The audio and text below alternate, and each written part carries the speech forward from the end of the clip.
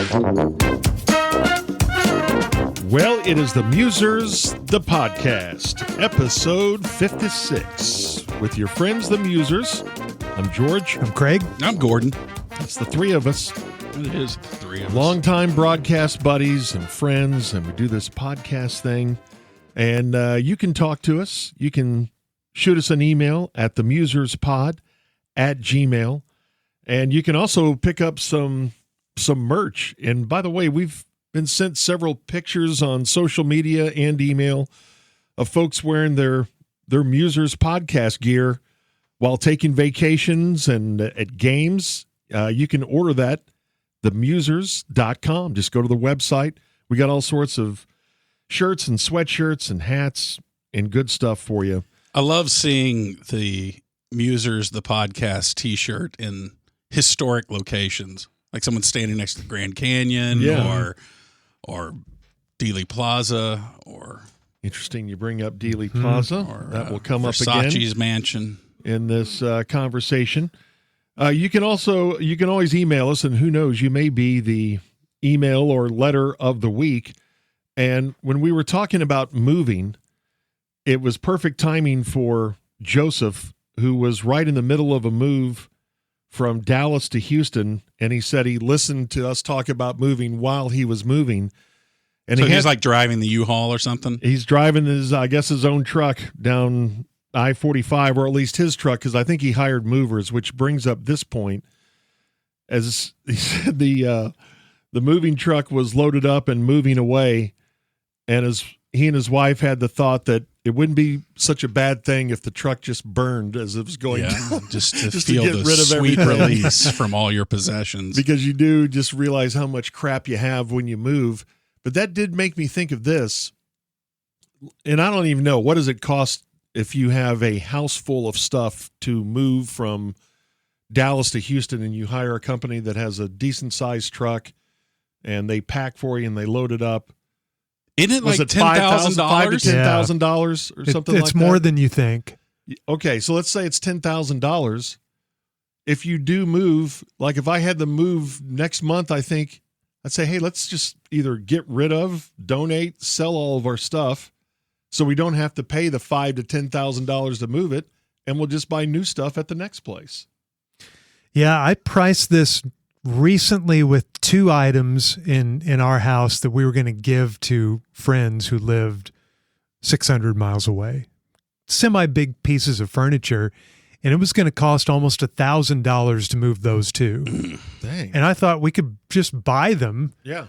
Those two pieces, or Is that what your friend said? Hey, listen, man, I see it's going to cost so much. Yeah. Why don't you just cut us a check Right. for $1,000? Or get your own U-Haul, but then you got to do the lifting. Yeah. Like that listener, Joseph, in his letter, he said, we underrate the strength of movers. Yes. Moving men are, because in some of the items that he and his family were trying to move around, it was unbelievable. Mm-hmm. They needed all four grown men in their household to lift one item, and these pro movers come in and lift the item by themselves. I tell you what seems to be a game changer in the world of moving is the shrink wrap. I don't remember that when I was a little kid and they moved us. But now they'll put that shrink wrap around everything, and that's a genius product because it really shortens the time. Like sometimes they'll just leave the drawers, And just shrink with stuff wrap in it, and just shrink wrap the so whole you don't thing. have to worry about loose drawer Right. as you're moving it. Yeah.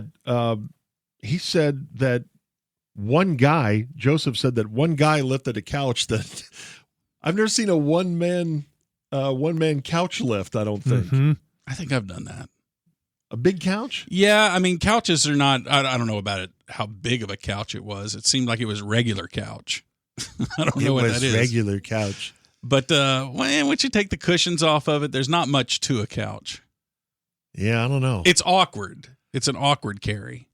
Yeah, and I think as you get older too, just as I think I said in the episode when we talked moving that I told my kids I retired. The thought of carrying a couch up a flight of stairs or even just from the sidewalk to the front door when it's 98 degrees outside, that sounds like the absolute worst. Okay, but isn't it also kind of fun? It used to be. I remember having some fun while moving stuff. And yeah, as a kid, I enjoyed the moves, but no, I've retired from moving, and if I ever do have to move again, I think I'm going to do that deal. Let's just get rid of all of our stuff. Don't pay movers. Now, obviously, you box up stuff that, it's your family heirlooms or whatever, things that are important to you.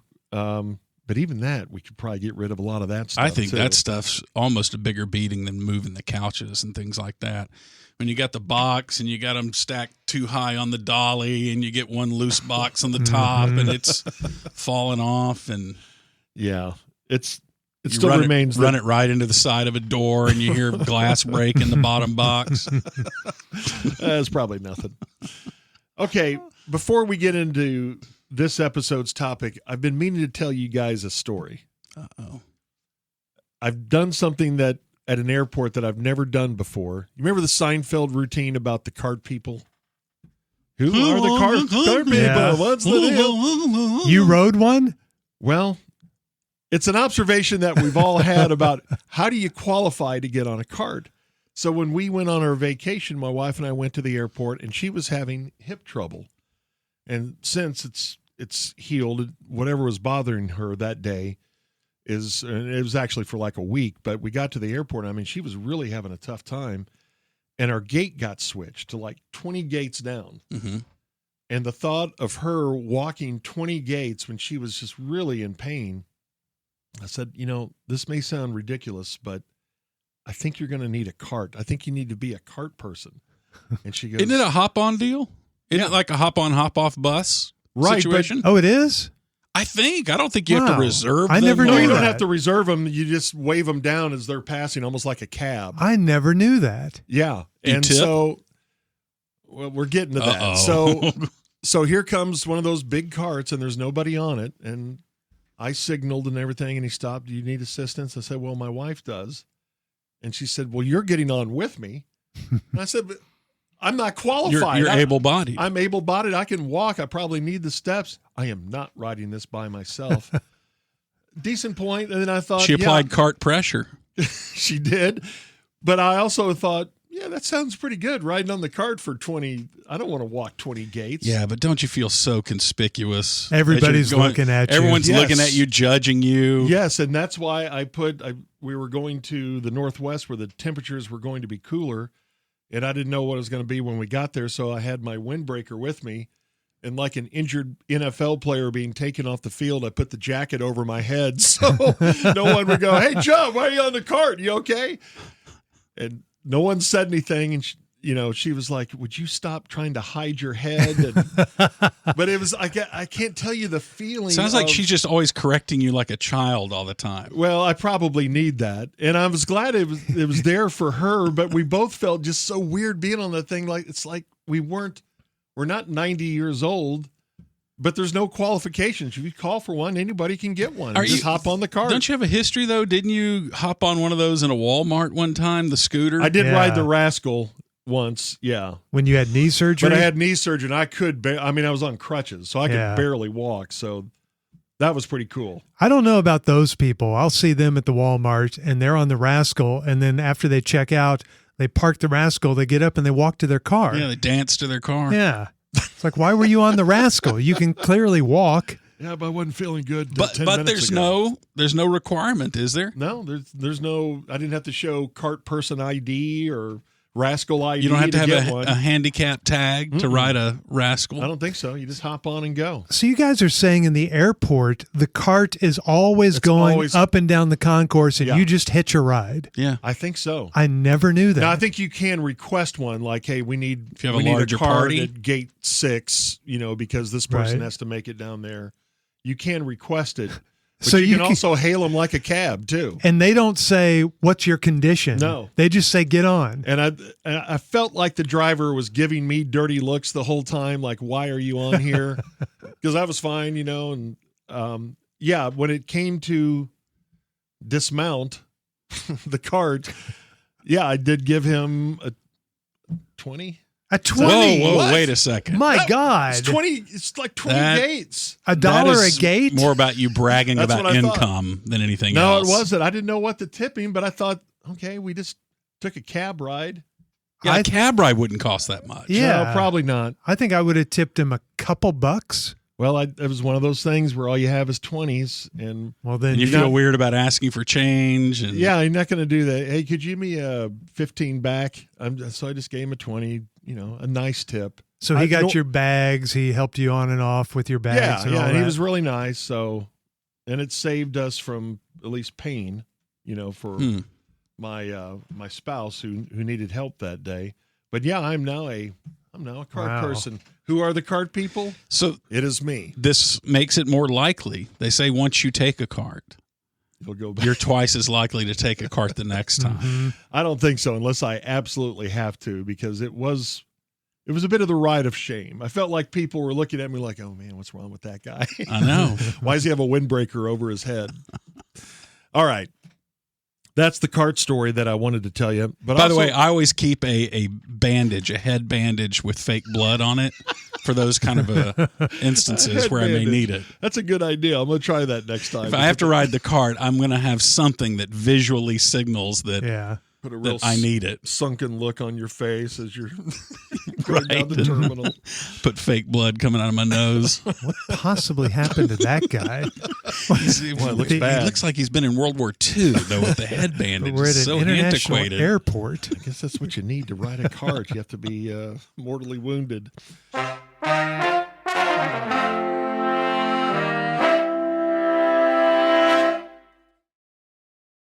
Okay. We've talked about this on our radio show a lot, and we haven't really taken a big jump into it on the podcast. A couple of weeks ago, we did mention, for those who are conspiracy theorists about we've never landed on the moon, do they ever just deconstruct why they really think that and why that is the case? But I guess with all these that we're about to bring up, you could come up with some sort of reasoning. And then the more I thought about it, we see ourselves as, we're separate from the conspiracy theorist.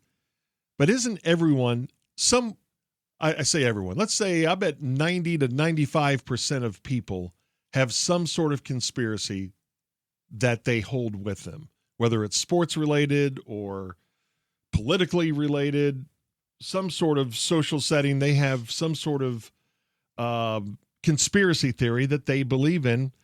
And I don't know if we all are, but most of us are conspiracy theorists.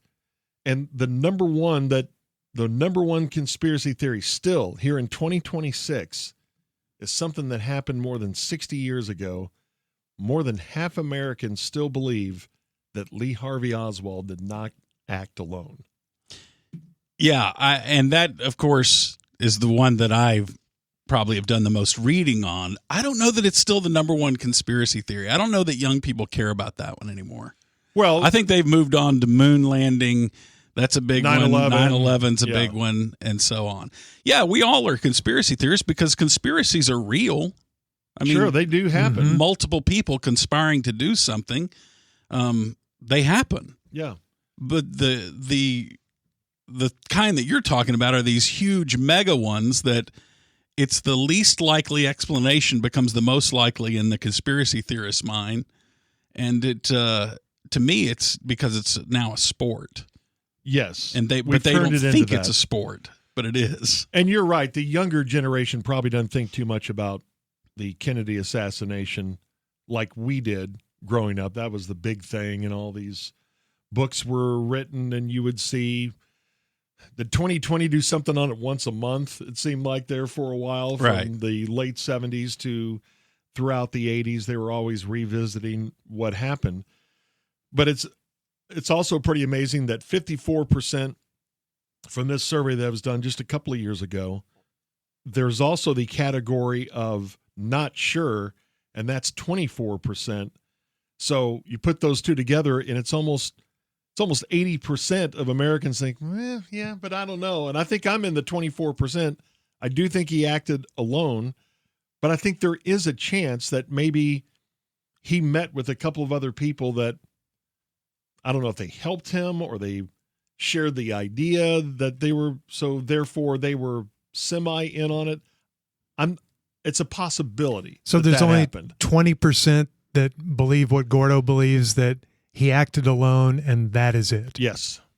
Yeah, right. That's at a small number. Over 20%, 23%, I think exactly. Yeah. A surprisingly small number. I would have thought that the number was higher for people that believed in a conspiracy. Like I thought it had gotten up to 70% at one time. It may have. Well, and I guess it basically is. Kind of still not is. Sure. Yeah. That's kind of. Yeah, but I mean, you could convince me to be in the not sure category. I mean, I am not sure. Right. But the other statement is also true. I believe that he acted alone. Yes. But I'm certainly don't know that. Right. But yeah, like the ones about the moon landing or flat Earth, and that some one people short circuits me. We had a guy on our show one time, and it was wild. He never really had any sort of evidence or any sort of compelling argument to make you really pause and think he may be onto something. It sounds outrageous, and it seems like so many conspiracy theorists, they don't really have anything to back up why they feel so strongly. You know, we had that guy on our radio show, and we had him on and described him as a conspiracy theorist. We're joined now by a conspiracy theorist. But as you just said, we're all conspiracy theorists. So why do some people get that label and others don't? Is it because those people make it their life cause? Yes. They're public about it? He had it painted on his car and on his house, and Yeah. it just consumed him.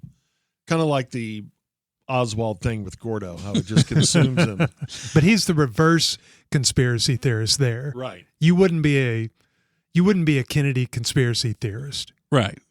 No, not in that case. But yet I'm a Lincoln conspiracy theorist. Okay. Because there was a conspiracy with the Lincoln deal. You know, there was another member of his cabinet who was targeted at the same time by another person who was in on the conspiracy. Yeah. Yeah, with Johnson, right? Yeah. With John Wilkes Booth. I mean, like there actually was a conspiracy to kill Kennedy. And Lincoln. But I'm sorry, yes, to kill Lincoln. Yet nobody doesn't excite the American population to talk about there's a conspiracy. Can you believe it? There was a conspiracy to kill Lincoln. It's like, yeah, but everybody agrees with that, and so that's not fun. It's only the game of it is the only fun part. It's that it just burns me up that they say that Oswald acted alone, so therefore I'm hardcore dedicated. Okay, so but if everybody believed it, then it's no fun to argue. Right. So then you're not interested in being a conspiracy theorist in that case. So that's one where fact has been presented, and 100 years later, now we know, okay, there was a conspiracy there. But what about ones like Kennedy or something that you believe? What's one for us? For me and Craig, it's sports related. The cold envelope thing. Mm-hmm. I think it was either a cold envelope or there was something where David Stern knew that was the Knicks envelope. I'm more believing of that than any other. So what is that one again? So that's the 1985 NBA draft, and Patrick Ewing was the prize #1 pick. He was this dominant center from Georgetown. That's back when everybody wanted a dominant center. And the one of the teams in the lottery that had a chance at the #1 pick was the New York Knicks, and they've been down for, at that point, more than a decade, the #1 market in the NBA.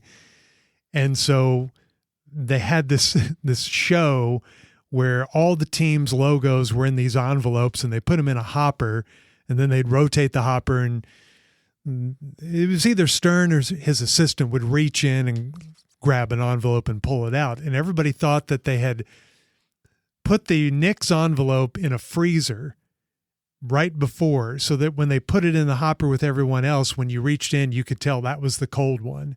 So you either pulled that one out first or you left it for last. I can't remember how the order went. But as soon as they got the lottery and the #1 pick, their envelope was drawn. Everybody thought, well, of course, the best big man to come out since Kareem, and it's going to go to New York, of course. And so that's where that conspiracy theory started. And I don't know if I, gun to my head, believe it, but I love believing it. Mm-hmm. I love thinking that I believe it. And that's the key. It's I fun. think that a lot of these people, they don't want to admit how much fun it is to believe in the intrigue of something. Right. And a lot of it would be a high profile, in the case of sports, athlete or coach Do you believe the Michael Jordan first retirement was because the NBA told him that they were going to suspend him for gambling? So that was the summer that he decided to go play baseball. I don't believe that one.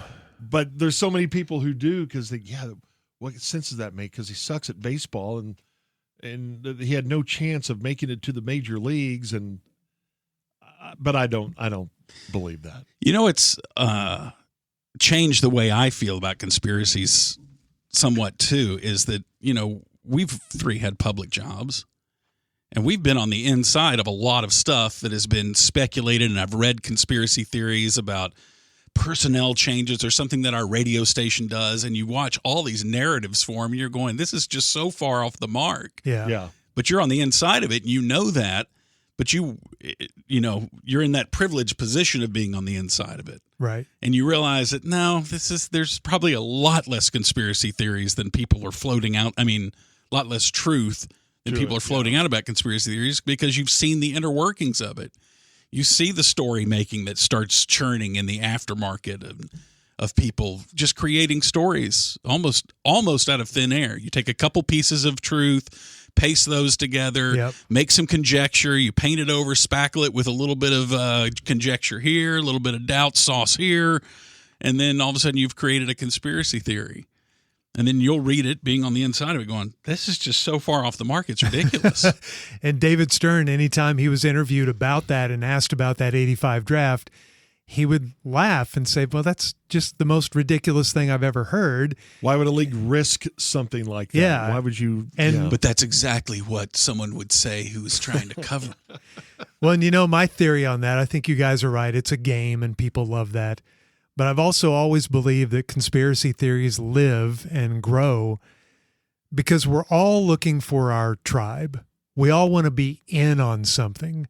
We all want to be a part of this groupthink that is entertaining to us, or it's a game to us or whatever. But we also are all wanting to know a little bit more than our neighbor. Right. And so if we subscribe to this conspiracy theory, then we present ourselves as, in our minds, hey, we know a little bit more than they do about this. So that's why people you're in the know create these stories about our radio station, because they want people to think that they're in the know, that they know someone behind the scenes, or about the NBA draft, or about the Kennedy assassination, because they gather with these other people that also think they know, and that they're just privy to something that the general public isn't, and that gives them a thrill. I think there's some of that, and I think we've become so skeptical that all of us try to write our own story to something along those lines about things that happen at the radio station. A long time ago when the NBA was having a strike, we thought it'd be funny to have a fake NBA game between the Mavericks and Bulls, and we played it at an area college, and we had this big selection process of the fake Bulls, and there was a fake Michael Jordan, and there was a fake Michael Finley for the Mavericks, and Sean Bradley and all this. And you remember what happened? The fake Michael Finley hit a three with like 3 seconds left, and it wasn't a lot of people. Fake Mavs won the game. And the fake Mavs won the game, and they beat the Bulls. You couldn't script it any better. Couldn't.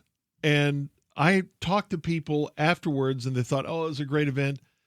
But it was more than one person said, y'all totally scripted that to where the Mavericks would win.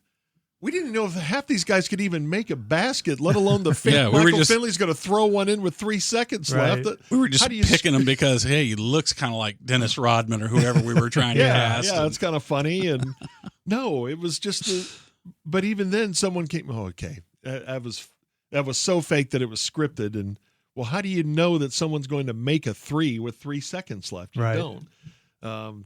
But, yeah, it's funny.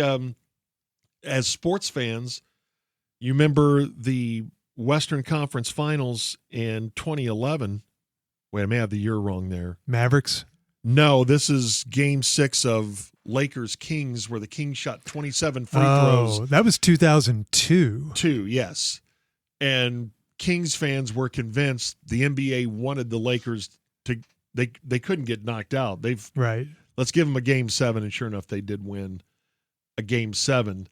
We, as sports fans, we just think Cowboy fans, the NFL wanted the Steelers to win those Super Bowls. No, And I admit, as a youngster, I believed it for a while. Yeah.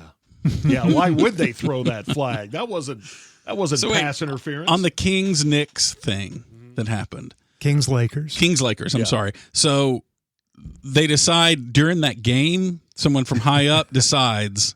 No, going in, they just needed to make sure, hey, this is going to happen. If the Lakers are down need to win it. in the fourth quarter, give them a bunch of free throws, let them claw their way back.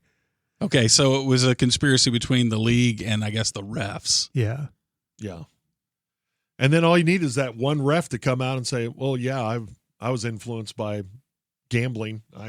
Which you have had refs come out and say that. Yeah. Mm-hmm.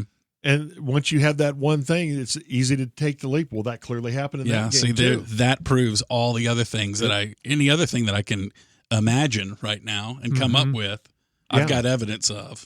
Now, I do think you've had cases of referees and coaches and players who were on the take, gambling related, and that has influenced a game. I've never bought into the league says we've got to get the two teams from the biggest markets in our championship, and so let's orchestrate that to happen, because so often that doesn't happen. The Knicks just went on a 50-year drought. That's the biggest. Yeah, but don't worry about that. Just ignore all the evidence that does not lead to my conclusion and count double all the evidence that does lead to it. Exactly. Yeah. So I don't think leagues have ever done that. See, I think they do. That's why Kansas City's never won anything. Right. You have the Spurs, San Antonio, a small market team, the Chiefs, a small market football team. All these small markets win titles as much or more than big markets. Yeah, but other than that. Yeah, other than that, they're right. It's still pretty wild, and we stay away from politics on this podcast and on our radio show. Anytime someone mentions that means politics is coming. Yeah. But here I'm going to bring it up because it does fall under the heading of politics, but the leader of our country brings it up at least once a week, and because of that, we still have 29% of Americans who believed that in some way voting machines were programmed to change votes during that election, and 20% in the not sure, there may be something to it. So that's almost half the country. And again, that divides on what we've talked about a million times. Well, there's half believe this and half believe that.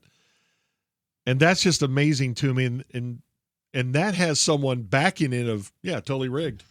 It was totally rigged. And once you hear that from a person of importance and a person in power, of course, those numbers are going to be high. And I'm not here saying... To me, it's a lot more believable if someone came out and said, hey, I believe this election that's coming up is going to be rigged, okay? Mm-hmm.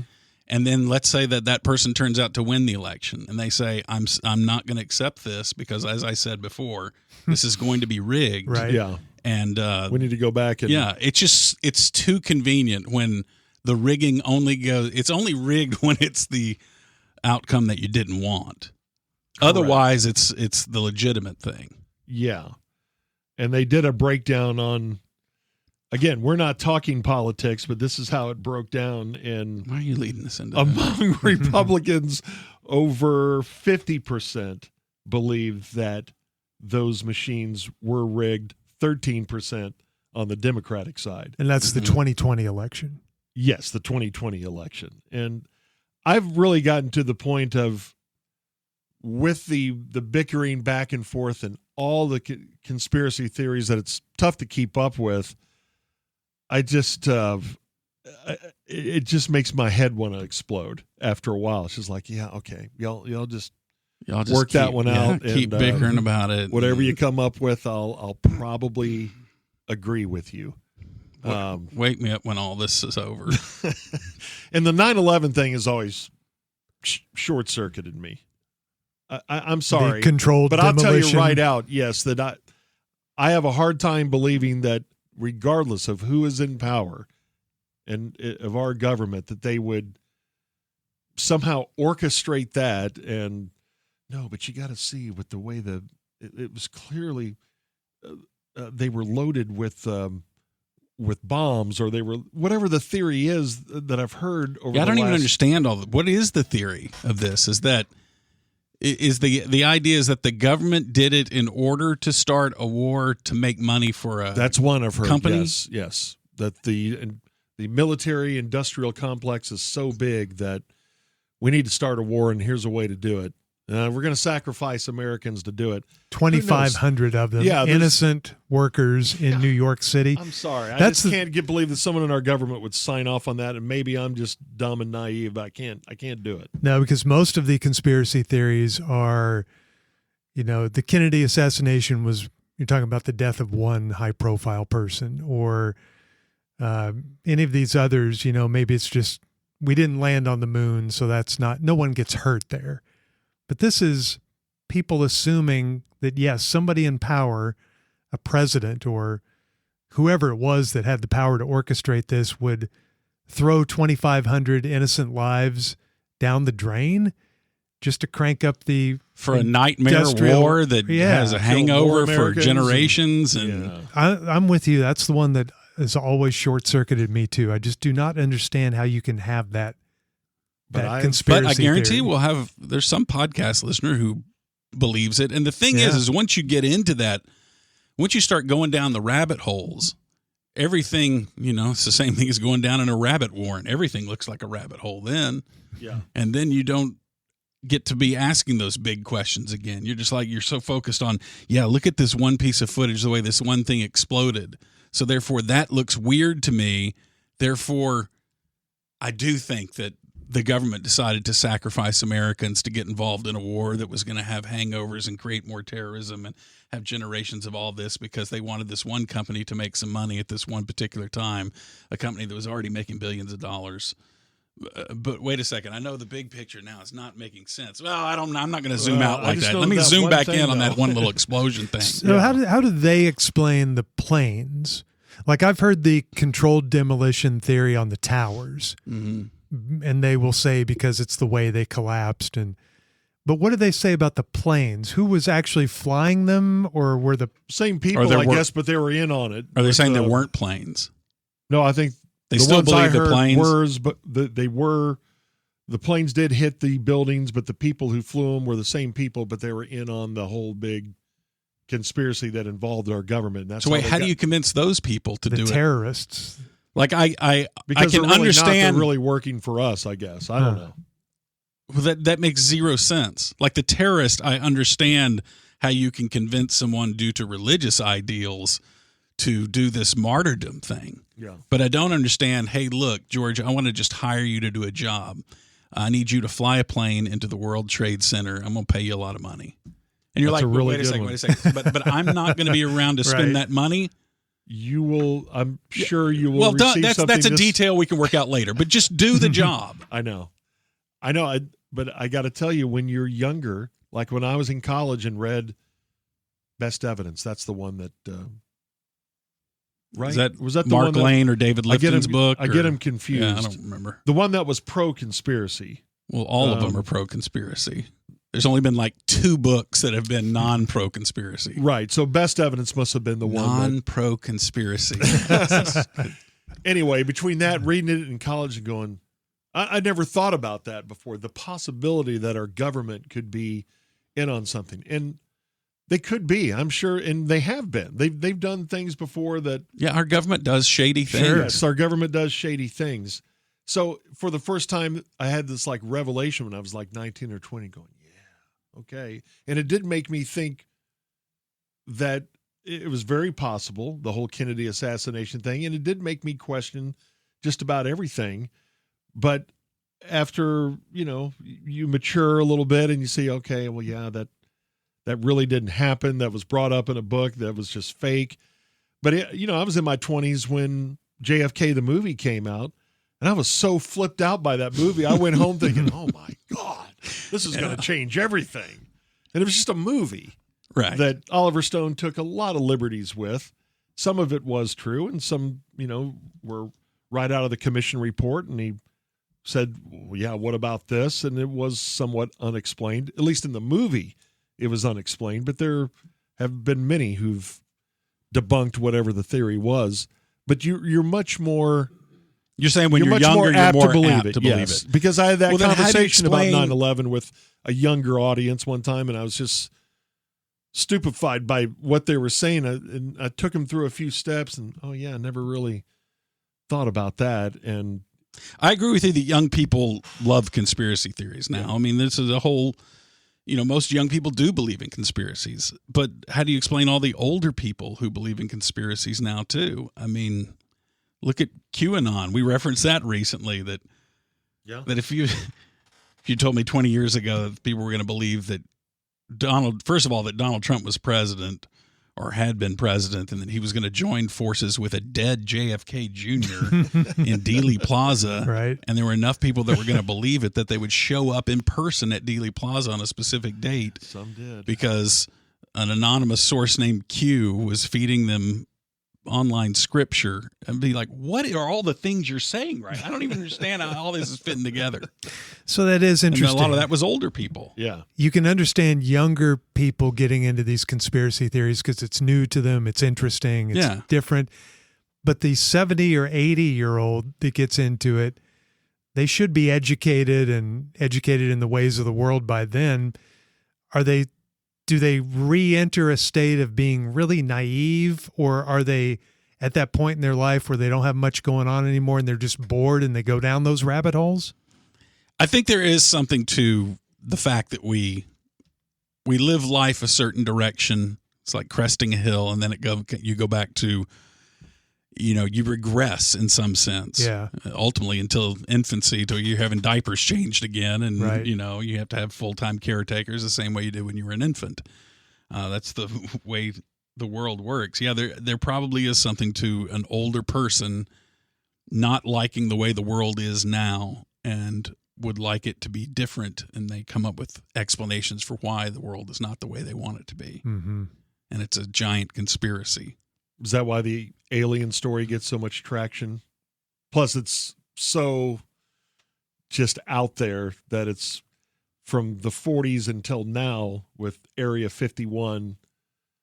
And there is so much doubt now. And recently we've had these videos that have come out and pictures that have come out, and it does seem like it's a little bit different now. That may be the ultimate one, whether you're young or old. Add me to the something to aliens list. You can add me to that one as well. I think there's something to it. I'm in the not sure, But but there could be. There's something going on. They're not biological creatures from other planets. I don't believe that.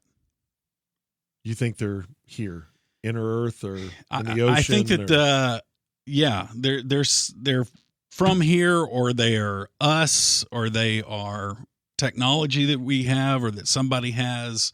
There's some. I think that the common stories that we have are cover stories for what it really is. Now, I don't know that there's a huge conspiracy. I think it's a small conspiracy of powerful people who likes to keep the misinformation out there because the real explanation is a little bit more unsettling. I don't know what that is. I know that I'm speaking in ways that I would criticize. So, but that's why you won't hear me preaching about it. And everybody, you got to believe this, But man. you think there because is something to it. I just think that there is enough. There's enough smoke there that needs to be investigated. I do not believe in some creature that looks like a human came from another planet. It looks like E.T. That traveled here against physics and can stop on a dime and not have their inner guts go splattering against the wall of the spaceship. And I don't do. believe that. And I do. I believe we're being visited by Martians from Jupiter.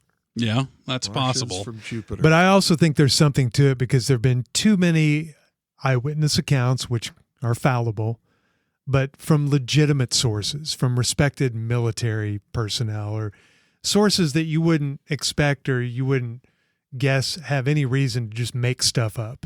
I think there have been too many of those observations, those sightings, those reports. But those people can be wrong. Yes, like I said, think it could that they're be fallible. genuine. I don't think that they're trying to pull one over on us. You know, I think that they are giving honest testimony. I do too. And half of those or 90% of those could be a case of mistaken identity or something that has an easy explanation. But I think out of all of those, the thousands and thousands, tens of thousands of reports, that there's something there that is otherworldly, Mm-hmm. other dimensionally, whatever it would be. Like, I was really moved by the David Fravor stuff and the Tic Tac and all those videos that came out. When was it?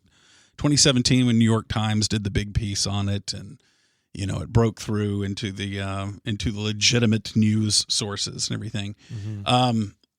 And I thought that was really compelling and interesting stuff. I did watch some very good debunking videos that Mick West did, and he does some very good videos. I like watching his stuff. I've seen those. And he explained the visual effect that we were seeing there, and that these pilots were simply mistaken as to what they were watching. And he explained and demonstrated how you can have those sorts of visuals with something that is not otherworldly. And I think so many of these, I've always told you guys, I think a lot of it is our military. The stealth bomber, by the time it went public, it didn't look that strange. But I bet when they were testing that thing, and I saw one take off, and I'd never seen one before, and I was at an airport, and it just kind of buzzed the airport. Mm-hmm. And I thought about, if I was out in a field somewhere and saw that just go by really quickly, I'd go, we are being visited. Mm-hmm. There's no doubt. I've never seen something like that before. So, yeah, I think a lot of it can be explained by what we've experimented through the years with military technology and stuff. But, there's some that's unexplained, and I haven't taken a huge dive into it. It's fun. You should do it. Get into the whole Bob Lazar stuff and he's great. What he witnessed. To hear him talk. What's his deal? He says that he's seen these craft and watched them test it, and he would go out and watch as this captured craft that the U.S. government had, as they were trying to reverse engineer this craft that they had tested that was basically an anti-gravity type ship that could. And his theory is an interesting one, because I never heard this explanation before as to why the UFO can be on one side of the sky and then travel so fast and just appear on the other side. His theory is that it can bend space-time. Wow. So in other words, it folds it in some way to where it, like a sheet of paper, you take that and fold it, and you can travel from one side of the paper to the other one very quickly, because it's just a very quick move when you folded the paper in half. Yeah, which is kind of an interesting idea. Now, he's a little wheels off in some areas too, but he it supposedly worked at Area 51. Right. Has all this inside information, but he's never presented any actual evidence. Right. Just his stories. Yes. So how much military personnel has worked at Area 51 that's been and that's the thing, silenced or I always kept from society somehow. I always think of, in any of these conspiracies, when you're having to involve thousands and thousands of people, because the Kennedy one gets up there too, with the amount of people that knew and the amount of witnesses that were then killed and all this stuff, right? And there's just so many people. Yeah. And yet the hard evidence never quite materializes. So many people know, and you just only have a handful that actually talk, and then their story is questionable. It's like you can't have a conspiracy with that many people involved. Right. Think about how many crimes the killer or the criminal gets caught because they talk, because people talk. Yeah. People always talk. And if you're the government trusting people with the highest level of secrets, you can't have thousands of people working on UFOs. Right. Yeah.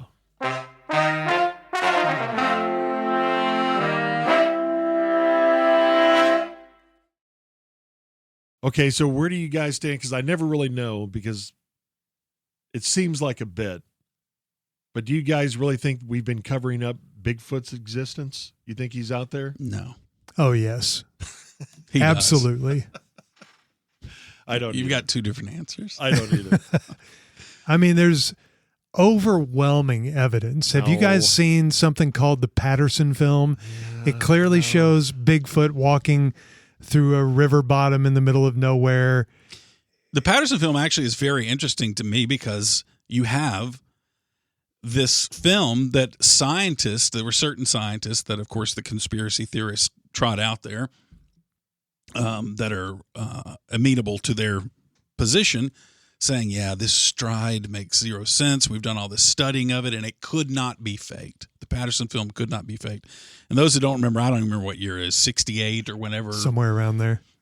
These people up in the Northwest, they filmed with a little 8mm or 16mm film camera this creature walking across a dry riverbed, kind of creek bed, open area thing. And it haunted our youth because it seemed like it was always on the Leonard Nimoy in search thought there of. was something to it. And so I was all taken with that. I was taken with that, Loch Ness Monster. I loved all that stuff. And so here you had this, we just studied it and we just can't determine. I mean, this gate, it just can't, it's so detailed, and the level of technology you would have to fake this is just impossible and everything. And then it gets towards the deathbed of one of these guys, and they're like, yeah, we faked that. When I was a kid, we grew up in a house that had a creek running behind it, and the name of that creek was Boggy Creek. Mm. And then 2 years later, The Legend of Boggy Creek, that movie came out about Bigfoot, and scared the hell out of all of us. And so for 3 months after I watched that, I thought, man, Bigfoot is right behind our house. Mm-hmm. But Bigfoot's fun to believe in. Yeah. Yes. To me, it's funny. Yes. It's not even fun. It's funny to believe in, and the stories, and there's so many sightings, and it's a crack up just to visit once a year the latest Bigfoot sightings, go back a year in time and look at all the stories that people have about our buddy Hawkeye from our sister station. He tells the story that circulated when he was a kid in San Antonio about militarized Bigfoot, that the government had found several big feet and had trained them and made them part of our military to unleash at a time of our choosing. A big feet troop. And they're just standing by waiting for the next conflict. Waiting, yes. Why didn't we imagine how long it takes you to train big feet? You're like, for the advantage that we're getting of size and everything, it takes so long to teach them things. You don't think they're going to get distracted they're not by grasping it? Yeah. Seems like a bad idea. But, I mean, there has to be creatures. Obviously, there's species on the earth that we probably haven't discovered yet. Mm-hmm. But why doesn't any of the energy go towards, hey, I think there may be an insect that we haven't, discovered? It's like, nah, that's not exciting or fun. The Bigfoot one, that's the one. Let's look for the guy that I want to put all my psychological energy behind. Because the insect isn't fun, but Bigfoot could play in the NBA or the NFL. We speculated that. Would he go in the NBA draft? And you're right, that one's fun. The other ones are not fun, from what a vaccine may do to you, or fixed elections. He's going back into politics. No, I'm not, but here is one. He's getting older, that's why. Yeah, see? Maybe something to it.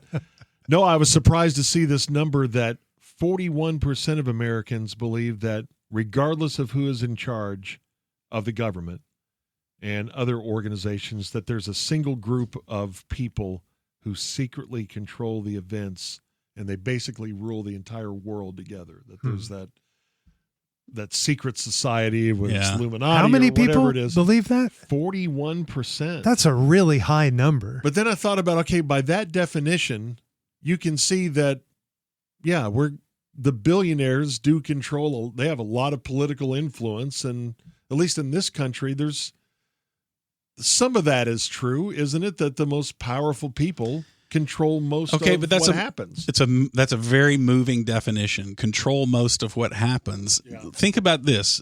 How rich is Elon Musk? I guess a trillionaire now. I mean, never before in the history of the world have we had this guy have one person have that much money. Okay. So he controls everything, I guess. It's this theory, right? Or can control. Major influence and control. And he can have some influence. Yeah. But he can't even stop the memes about himself. Right. True. I mean, so how do we expect him to be able to puppet string the entire world when he has more money than anybody else and should have more influence and everything than anyone else, and he can't even stop memes? Isn't Vladimir Putin supposedly the richest man on earth, but he can't win this war against Ukraine? Right. Yeah, I don't think it's a worldwide thing and there's a secret handshake among whatever it is, 20 or 30 people. But there is something, and I see why I totally understand why, because we want to think that things are less chaotic than they actually are.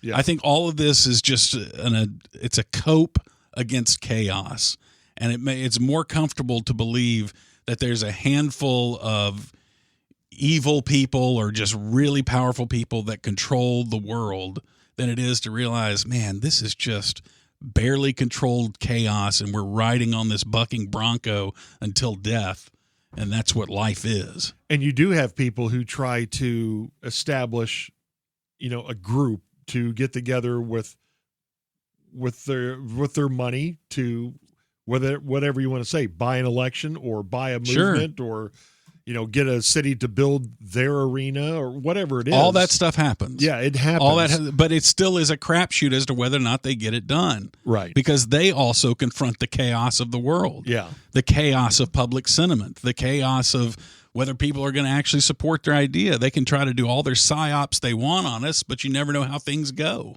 Yeah. But I think that is growing, though, because we do seem to have...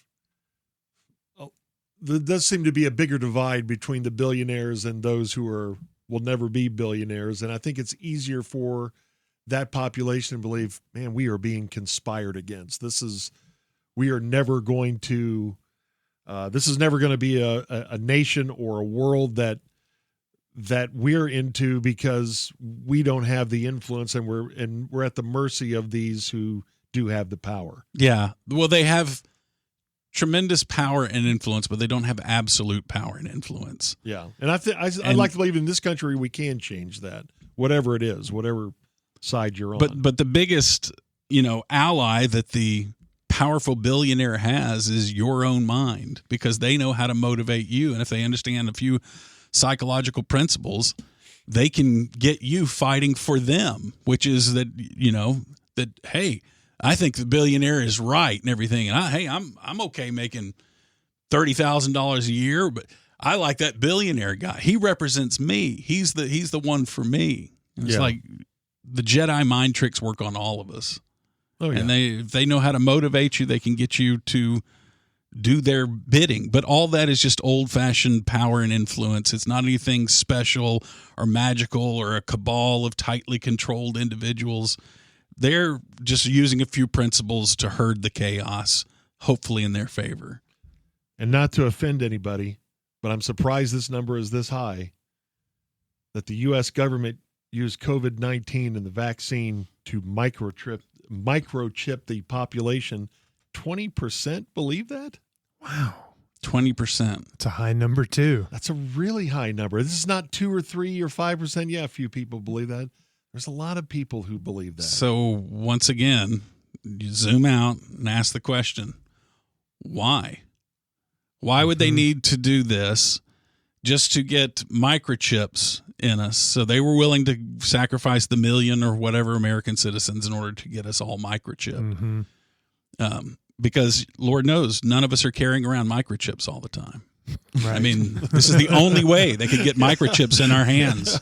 Hang on, I got to take a call. Yeah, hold on a second. I'm going to get on my microchip device and talk about a conspiracy that they're trying to microchip us. Yeah, we should just give our animals phones instead of microchipping them. Yeah, why don't we do that? Yeah, we could call them whenever we want to. Tape a cell phone to the dog's collar. That way you know exactly if you run away from home, call us. All right. Well, I know this. I think I know this. Oswald acted alone.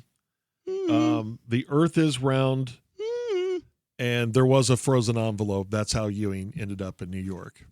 I know those 3 things to be true. 2 are not conspiracy theories. 1 is, and the rest is. I'm in the category of maybe something to it, but I think I think in some way we all are conspiracy theorists, whether it's on a really small local level or a big national or world level. Well, we all have some sort of theory. There are conspiracies. It's just what kind of judgment and discernment can we have to distinguish between what are good conspiracies, or I say truthful conspiracies, and which ones are more of a mental masturbation game of just, it's fun to think that there's a conspiracy. And I like the intrigue of it.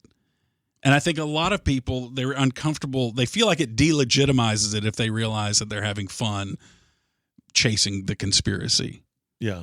And it's like, but this isn't fun. This is life. Yeah, this is true, man. You don't understand. Life or death. They treat it like religion. And much like religion, it can never be falsified with them. Right. And that's the problem that you get into, the same we ran into with the flat earth guy. You know, he wasn't. We weren't changing his mind. We were trying to talk about, physics and logic and things like that. And he was talking about belief. You know, he has a belief. Yeah. And it wasn't going to be changed by 3 radio hosts who are in front of him. He's made an identity. And you think he's going to sacrifice that entire identity for saying, you know what? That is a good point that you bring up. Right. Yeah. There's way too much sunk cost. He was still seen driving around after our show with a car that had spray painted on the side, the earth is flat. Wasn't even a really good detail job. That's why I love that whole birds are real group. Birds are not real. They have done the best work of kind of frustrating conspiracy theorists, because they'll go to conspiracy theorists and they insist, birds are not real. And they have a whole explanation for it.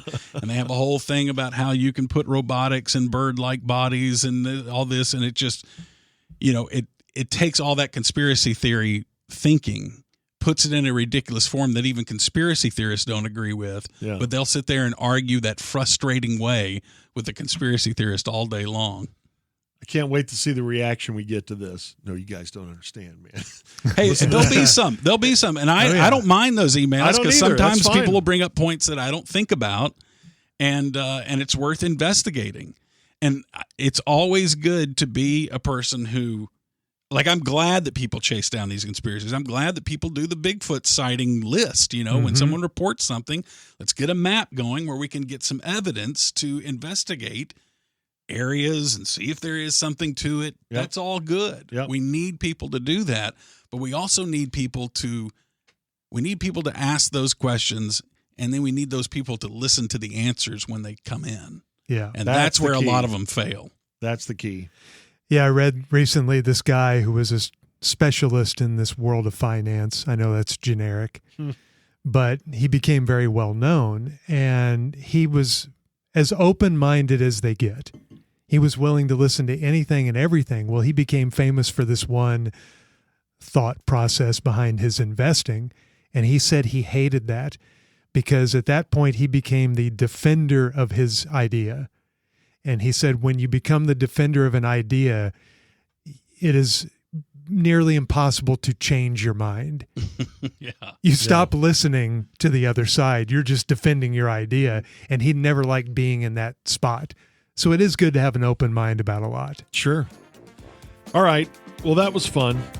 Conspiracy talk here on The Musers, the podcast. You can email us at themuserspod@gmail.com and check out that merch at themusers.com. And we'll talk to you next time on The Musers, the podcast.